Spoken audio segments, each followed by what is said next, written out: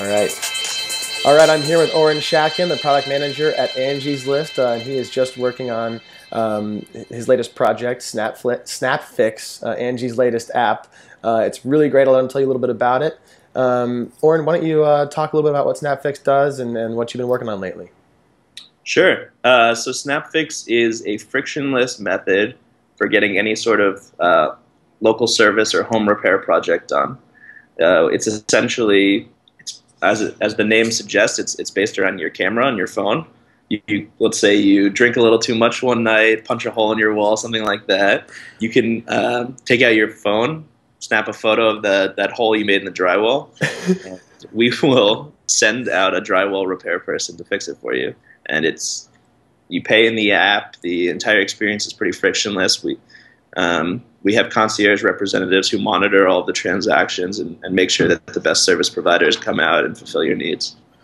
Awesome, that's great. So we're excited to have you come pitch SnapFix on Thursday. But you haven't always been with Angie's List. You started actually working in the startup world, and so given your experience building on a small team, I'd love to hear a little bit about what you've learned from leading on product innovation at SnapFix inside of Angie's List. Yeah, so I think there's more similarities than differences for sure. Having the hacker mentality and then the scrappy startup, it lends itself pretty well to product management in any size organization. Getting things done at the end of the day is what really counts to any size company.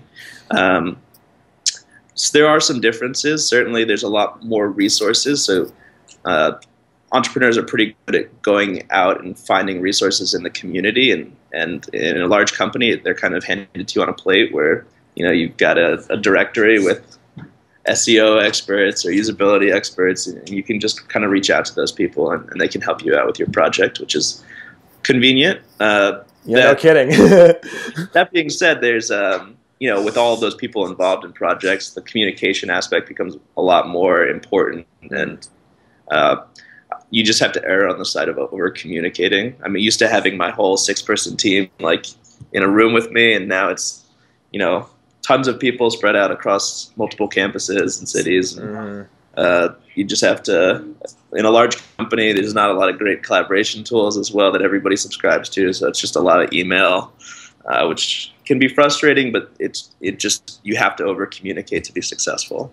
And I think the biggest thing I've learned from a kind of a product strategy perspective is when you're looking at your project, in a startup, you've got a date, a scope, and a set of resources. For launching products, yeah. Yeah, for launching a product. And you tend to fix the date and the resource set, and you let the scope fluctuate in and out. That's kind of like the 37 signals model. But in a corporate environment, you've got executives who are demanding a certain feature set on a certain date. So instead, you have the resource pool is what kind of fluctuates. And so executives look to you to go out, find who you need, whether it be internally or externally, to get the project done on time. So that's the big, takeaway in terms of what's different now for me. Yeah, that's interesting. So, I'd love to touch on that as well, but I want to ask you one more question really quickly here. Angie's List, is a public company. It's a large company. You mentioned you were used to working with a 6-person team. Things are much bigger, but that's not to say that the work you're doing now is less entrepreneurial. So can you talk a little bit about intrapreneurship and working inside of Angie's List to launch SnapFix? Yeah. So Angie's List is definitely a unique company. I think all companies are to a certain extent, but it's still a founder-run company. So Angie and Bill are here every day. Those are the people who started the company almost 2 decades ago, and they're still involved in the day-to-day operations heavily. And like any founder, they're not worried. They're not scared to get right in the trenches and solve problems. But the nice thing is, it's a shared mindset, a shared outlook, so it's really easy to work with them and relate to them.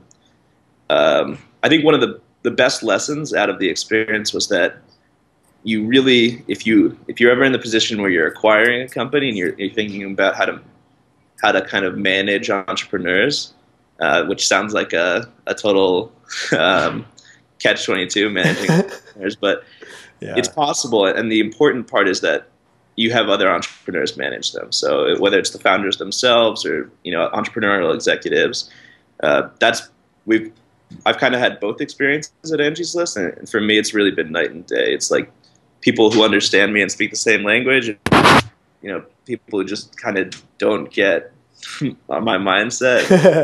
You're thinking about things at a holistic level, right? Instead of, the departmental level. And yeah. I mean, you can really get people to optimize for a very specific set of KPIs and very focused on their job. And those people are tremendously valuable in a large company.